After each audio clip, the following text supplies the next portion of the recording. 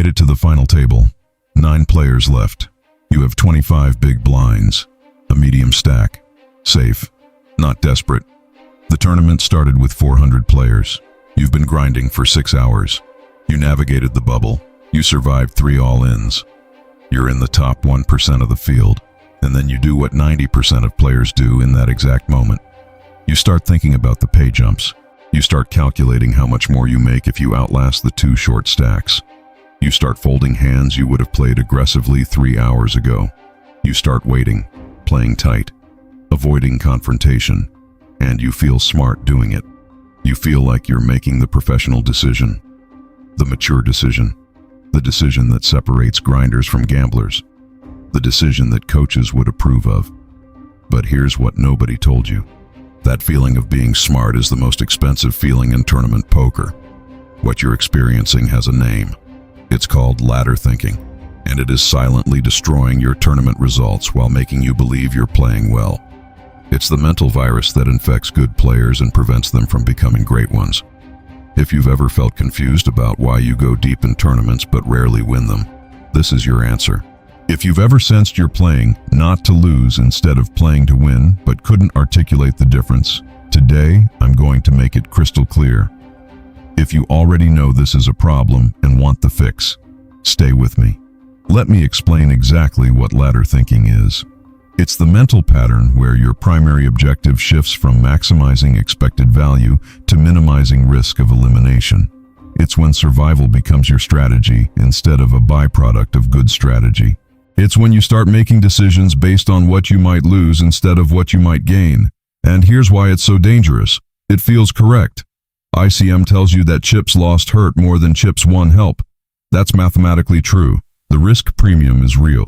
When you're facing a decision that could eliminate you from a tournament, the math says you need more equity than you would in a cash game to justify the call. But most players take this concept and twist it into something it was never meant to be. They turn a nuanced strategic adjustment into a full-scale retreat. They hear that survival matters and conclude that survival should be their primary focus. The player with ladder thinking looks at a spot where shoving is profitable and thinks about what happens if they lose. They see the pay jump they'll miss. They see the disappointment. They see themselves going from a chance at the title to walking away with 9th place money. They feel the weight of that loss before it even happens. So they fold, and in that moment, they've made a decision that looks responsible but is actually bleeding their equity dry. The math is brutal. In a typical final table with a top-heavy payout structure, the difference between first and second is often larger than the combined difference between third through 9th. Yet ladder thinking makes players obsess over moving from 9th to 8th while ignoring the massive value concentrated at the top. Here's a real example. In a tournament where first pays $50,000 and 9th pays $5,000, the jump from 9th to 8th might add $600 to your equity. But the difference between an average stack and a chip lead at the final table might represent $10,000 in additional expected value. Players will sacrifice the $10,000 to protect the $600, and they'll feel responsible doing it. Every time you pass on a profitable spot because you're scared of busting before someone else, you're paying a tax. An invisible tax that doesn't show up in your session results, but absolutely shows up in your long-term bottom line. You're trading real expected value for the illusion of safety. And the worst part is you'll never know how much it costs you. You'll never see the alternate universe where you took that spot, won it, and used that stack to crush the final table. All you'll remember is that you survived, that you cashed, that you played solid. But solid is not the same as optimal. And surviving is not the same as winning. Now let me show you what separates ladder thinking from winning thinking. Ladder thinking asks, how do I avoid busting before someone else? Winning thinking asks, how do I build the stack that gives me the best chance to win? These sound similar. They are fundamentally different. A player with ladder thinking sees a 25 big blind stack and thinks about preservation, about not making mistakes, about waiting for premium hands, about letting the short stacks bust first. A player with winning thinking sees that same stack and thinks about leverage, about the spots where they can apply pressure because their stack size threatens elimination, about the hands where fold equity turns marginal holdings into profitable shoves, about the chips they can accumulate while others play scared. The ladder thinker counts their chips. The winning thinker counts their opponent's willingness to fold. Here's a scenario that reveals the difference. You're at the final table. 6 players remain. You have 30 big blinds. There's a 15 big blind stack in the big blind who desperately wants to make the next pay jump. You've watched them fold to every open for the last 2 orbits. The action folds to you on the button. The ladder thinker looks at their cards. They see Jack 7 suited. They think about standard opening ranges. They consider that this hand isn't premium. They think about what happens if the big blind wakes up with a monster. They fold. The winning thinker barely looks at their cards. They see the situation. They see a player in the big blind who has demonstrated they cannot call without risking everything. They see fold equity that turns almost any 2 cards into a profitable open. They understand that even if called, they have equity against the calling range. They raise. Same stack, same position, same cards, completely different decisions. And over hundreds of these spots, the difference compounds into completely different results. One player consistently accumulates chips through intelligent pressure. The other consistently bleeds chips through passive survival mode. One player enters crucial stages with ammunition. The other enters with a dwindling stack and diminishing options. The bitter irony is that the ladder thinker is trying to survive, but is actually reducing their survival chances by entering the later stages with a smaller stack. Meanwhile, the winning thinker is taking calculated risks, but is actually improving their survival odds by building a stack that gives them room to maneuver. Aggression, properly applied, is the safest strategy in tournament poker. Before we go deeper, I want to make sure you have the full foundation for what we're discussing here. Everything I'm explaining builds on a core framework that most players learn too late in their poker journey. I put together a free PDF called The Strategy Most Players Learn Too Late that covers exactly this mental foundation. It's the baseline for understanding when to shift gears, how to read pressure situations, and why the obvious play is often the wrong play. The link is in the pinned comment. Grab it now so you can follow along with everything that comes next. It costs nothing, and it might change how you see every tournament you play from this point forward. So, now let's talk about why ladder thinking feels so right, even though it's so wrong. There's a psychological principle at work here. Humans are naturally loss-averse. We feel the pain of losing roughly twice as intensely as we feel the pleasure of winning. This is hardwired into our brains from thousands of years of evolution. In most areas of life, this instinct serves us well. Don't risk what you can't afford to lose. Protect what you have. Be cautious with the unknown. But tournament poker is not most areas of life. Tournament poker has a structure that specifically punishes loss aversion. The prize pool is concentrated at the top. The cost of being too passive is hidden in opportunity cost rather than direct loss. The benefit of accumulating chips compounds in ways that linear thinking fails to capture. Your brain is optimized for a different game than the one you're playing. When you're sitting at a final table and you feel that pull towards safety, that instinct screaming at you not to risk your tournament life, that's your ancient survival programming talking. And it's giving you advice that made sense on the savannah but is catastrophically bad at the poker table. The losing player follows that instinct. The winning player recognizes it, acknowledges it, and then deliberately does the opposite. This is why winning thinking requires conscious effort. It requires you to override your default settings. It requires you to feel uncomfortable and act anyway. Let me give you a framework for this. Every time you face a significant decision in a tournament, your brain will offer you 2 narratives. The first narrative focuses on what happens if you lose, the chips you'll forfeit, the pay jump you'll miss, the disappointment of busting. The second narrative focuses on what happens if you win, the chips you'll gain, the pressure you'll be able to apply, the path to first place that opens up. Ladder thinkers live in the first narrative, winning thinkers live in the second. This doesn't mean winning thinkers ignore risk. It means they weigh risk against reward using expected value rather than emotional intensity. They understand that a spot can feel terrifying and still be correct. They understand that comfort is not a metric for quality decision-making. Let me show you where ladder thinking shows up in specific tournament stages, because it's not just a final table problem. It infiltrates your game earlier than you realize. The first infection point is the approach to the money bubble. As the bubble approaches, ladder thinking activates with full force. Players start folding hands they played confidently an hour ago. They start avoiding marginal situations. They start watching the short stacks with desperate hope, waiting for someone else to bust so they can lock up a min cash. And here's the tragedy. The min cash in most tournaments is barely more than your buy-in. You're sacrificing enormous expected value to guarantee a result that barely moves the needle on your bankroll. You're playing for safety when the structure is screaming at you to attack. The players who crush tournaments do the opposite on the bubble.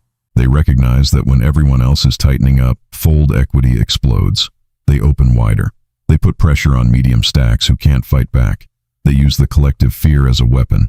While ladder thinkers are praying for survival, winning thinkers are accumulating ammunition for the war that comes after. The second infection point is immediately after the bubble bursts. Many players experience a strange phenomenon here. They finally made the money.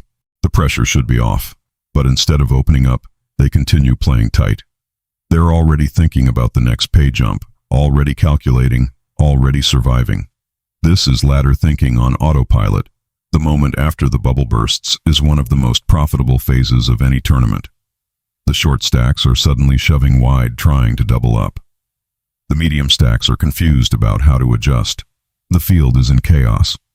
Winning thinkers feast during this chaos. They recognize that they have already secured a cash and the next meaningful pay jump is far away. They shift into chip accumulation mode. They exploit the confusion. Ladder thinkers miss all of this because they're still operating from scarcity mindset when the situation calls for abundance. The third infection point is the final table itself, which I've already touched on. But let me add one nuance that most players miss. ICM pressure is actually highest at the beginning of the final table, not at the end. When 9 players remain and everyone is watching the payout ladder, the correct adjustment is significant. But as players bust and you approach heads up, ICM pressure decreases. The difference between second and first becomes the only thing that matters. Ladder thinkers don't make this adjustment. They stay in survival mode all the way through, tightening up when they should be opening up, missing the shift in dynamics that separates final table finishers from final table winners. There's a concept I want to introduce that might change how you think about this forever. I call it the survival paradox. The paradox is this. The more you focus on survival, the worse your survival odds become. When you play to not bust, you slowly bleed chips through inaction. You pass on spots that would grow your stack. You let the blinds and antes erode your position. You watch opportunities float by because seizing them feels too risky. You enter the critical stages of the tournament with a stack that gives you no leverage. And then, when you finally have to make a move because your stack has become desperate, you no longer have fold equity. You're shoving into players who have to call because the math demands it. Your survival-focused strategy has led you directly to the spot where survival is least likely. You avoided risk for hours, and it delivered you to the highest risk situation possible. Meanwhile, the player who took calculated risks throughout built a bigger stack. They have chips to spare. They can survive a loss or two. They can wait for better spots. They can apply pressure instead of enduring it. Their aggressive strategy has paradoxically given them more safety than the passive player ever had. This is the cruel irony of ladder thinking. It accomplishes the opposite of its stated goal. The player trying hardest to survive often busts before the player who is focused on winning. I've seen this play out hundreds of times. The tight player who folds their way to the final table with 15 big blinds, congratulating themselves on their discipline, only to bust in ninth when they finally have to shove and run into a real hand. The aggressive player who accumulated chips through pressure, who can afford to fold their small blind when the short stack shoves, who has options when the tight player has none. Now, I'm not advocating for reckless gambling. Winning thinking is not about ignoring ICM or taking every marginal spot available. It's about having a clear hierarchy of priorities. First priority, making positive expected value decisions. Second priority, building a stack that gives you leverage and flexibility. Third priority, surviving to capitalize on that leverage. Notice that survival is on the list. It matters. But it's third, not first. When survival becomes your primary objective, it distorts everything else. You start passing on clearly profitable spots because they carry elimination risk. You start viewing every decision through the lens of what you might lose instead of what the decision is worth. You start optimizing for a goal that actually works against you. Winning. Thinking reverses this. It puts expected value first, and it trusts that correct decisions, consistently made, will produce correct outcomes over time. It accepts that you might bust this tournament making a correct play, because over hundreds of tournaments, those correct plays will produce results that survival-focused play never could. Let me talk about how small decisions under pressure compound into massive differences in results. There's a tendency to think about tournament poker in terms of big moments, the all-in confrontations, the hero calls, the massive pots that decide who makes the final table. These are the hands that get posted on forums. These are the hands that make highlight reels. But that's not where tournaments are actually won and lost. Tournaments are won and lost in the hundreds of small decisions that nobody remembers. The opens from the cutoff that you took or didn't take. The 3 bets you made or folded. The continuation bets you fired or checked back.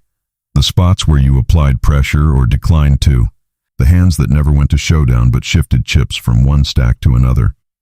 Each of these decisions shifts your expected value by a small amount. Maybe a fraction of a big blind. Maybe a small percentage of the pot. Individually, they seem insignificant. Who cares about half a big blind when the prize for first is 200 big blinds worth of buy-ins? But here's what most players don't understand. These small decisions compound exponentially. Over a tournament, you face hundreds of them. A final table might contain 50 significant decision points before an all-in even happens. And the player who consistently makes slightly positive expected value decisions will end up with dramatically more chips than the player who consistently makes slightly negative expected value decisions. The math is relentless. If you make decisions that are worth negative 0.2 big blinds on average, and you face 100 such decisions before the final table, you've lost 20 big blinds to invisible leakage, 20 big blinds that could have meant the difference between having leverage and having none. Ladder thinking corrupts these small decisions systematically. It introduces a negative bias across your entire decision tree. Every time you're on the fence about a play, ladder thinking pushes you toward the passive option.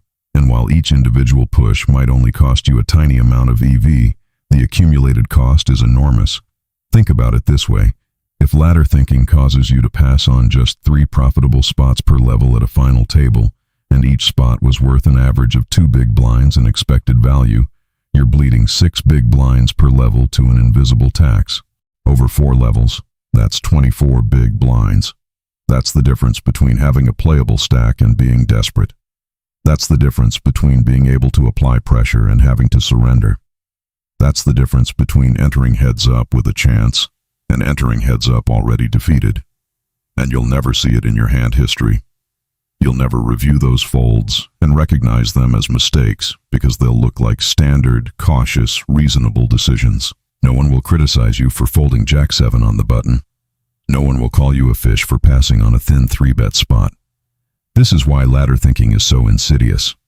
It operates at the level of cognitive bias rather than obvious error. It feels responsible while being destructive. It looks like discipline while being surrender. Let me give you a concrete framework for replacing ladder thinking with winning thinking.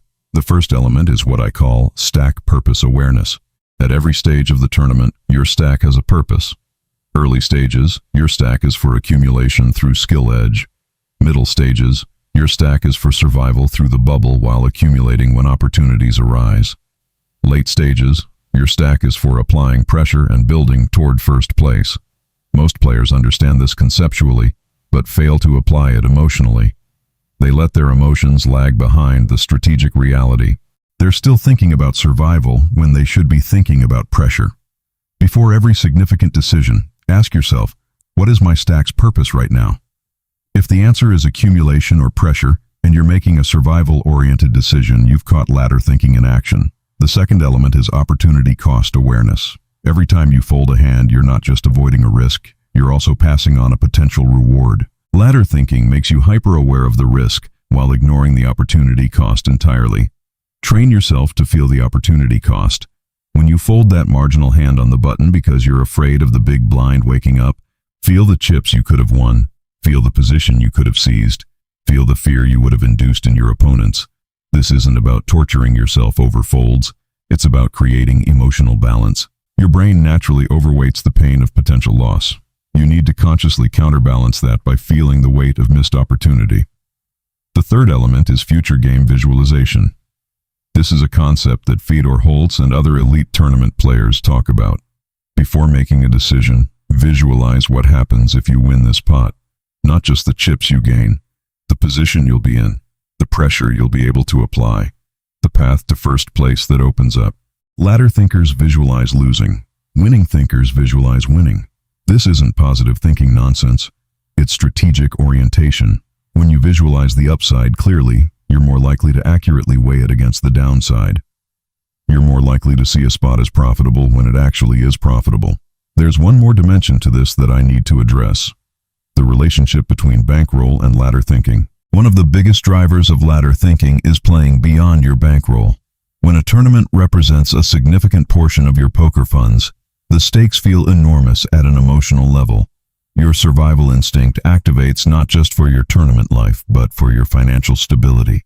In this state, it's almost impossible to override ladder thinking. Your brain is correctly identifying real risk, even if that risk is self-imposed through poor bankroll management. This is why proper bankroll management is not just financial hygiene. It's a prerequisite for optimal decision-making. When a tournament buy-in is a tiny fraction of your bankroll, the emotional weight of busting approaches zero. You can make decisions based on expected value rather than fear. You can take the profitable spot without your hands shaking. I've seen players transform their tournament results simply by moving down in stakes until they were properly rolled. Not because they suddenly got better at poker, because they could finally think clearly. If you notice that ladder thinking intensifies when the stakes are higher, that's diagnostic information. It's telling you something about the relationship between your bankroll and your emotional equilibrium. The fix isn't to push through the fear. The fix is to create conditions where the fear doesn't arise. Play stakes where busting is financially trivial. Build your bankroll to the point where every tournament is just one of many. Then watch how differently you approach the game. Optimal decision-making requires emotional neutrality, and emotional neutrality requires financial security. Let me talk about how to practice winning thinking in real time. The first technique is pre-decision pause. Before any significant decision, take 2 seconds to check your mental state.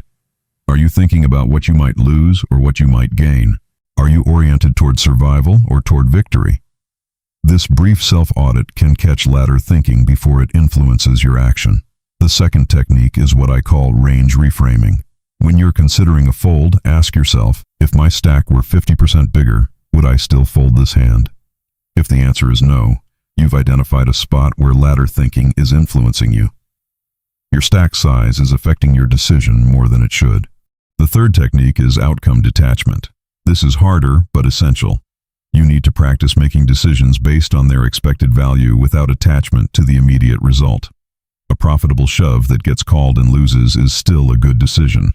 A cautious fold that avoids a bust is still a bad decision if the shove was positive EV. This requires emotional discipline that takes time to develop. But every time you evaluate your decisions based on process rather than outcome, you weaken the grip of ladder thinking. The fourth technique is post-session review. After every tournament, identify 3 spots where you might have folded due to ladder thinking. Don't just review the hands you played. Review the hands you didn't play. Ask yourself, was I making a strategic decision or an emotional one? This review process creates awareness, and awareness is the first step toward change. I want to acknowledge something important. Everything I've said assumes a certain level of poker understanding. You need to know what a profitable shove looks like. You need to understand ICM at a functional level. You need to be able to estimate fold equity and calling ranges. If you don't have that foundation, winning thinking without skill is just gambling with confidence. That's not what I'm advocating. The point is to add winning thinking on top of solid fundamentals, to recognize when you're making strategically sound decisions and when fear is corrupting your judgment, to understand the difference between disciplined caution and reflexive survival mode. There's a balance to find. ICM is real. Pay jumps matter.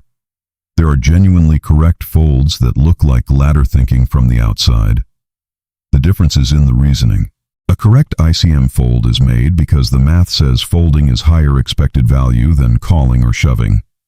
A ladder thinking fold is made because you're scared of busting before someone else. Same action, different motivation. The player making correct ICM folds will know exactly why they're folding. They'll be able to articulate the risk premium. They'll know that in different stack configurations, the same hand would be a shove. The ladder thinker just folds because folding feels safer. This distinction is everything. If you found value in what we've covered, I want to point you toward the next step. Everything I've shared today is part of a larger system. A complete framework for tournament decision-making that addresses not just ladder thinking but all the mental traps that separate profitable players from break-even grinders. I've put this entire system into an ebook called Full Ebook, Mind of a Grinder System. It's available for $10 and covers everything from pre-flop decision frameworks to final table psychology to long-term bankroll strategy. This isn't a sales pitch, it's an invitation. If you're serious about transforming your tournament results, this system will give you the complete architecture that videos can only hint at. The link is in the pinned comment alongside the free PDF. No pressure, no urgency. Just an option for those who want to go deeper. Ladder thinking is the invisible killer of tournament profitability. It operates through your natural instincts, making you feel smart while costing you money. It shows up in small decisions that you never review and compounds into results that you can't explain. Winning thinking is the antidote. It's not reckless. It's not gambling. It's the disciplined practice of orienting your decisions toward expected value maximization rather than risk minimization. The shift from one to the other is not easy.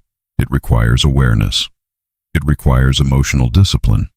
It requires conditions that support good decision-making, including proper bankroll management. But when you make that shift, everything changes. You stop hoping for good spots and start creating them. You stop praying for survival and start engineering victory. You stop watching other players accumulate chips and start being the player who accumulates. The difference between a player who consistently goes deep and a player who consistently wins is smaller than you think. It's not a gap in skill. It's a gap in mentality. It's the difference between asking, "How do I survive?" and asking, "How do I win?" Thank you for watching this far. If this concept has shifted how you see tournament poker, leave a comment and tell me. I read every single one. And if you want more content that challenges how you think about the game, subscribe to Mind of a Grinder. We're building something different here. Not motivation, not hype, just clear, honest thinking about how to actually get better. See you in the next one.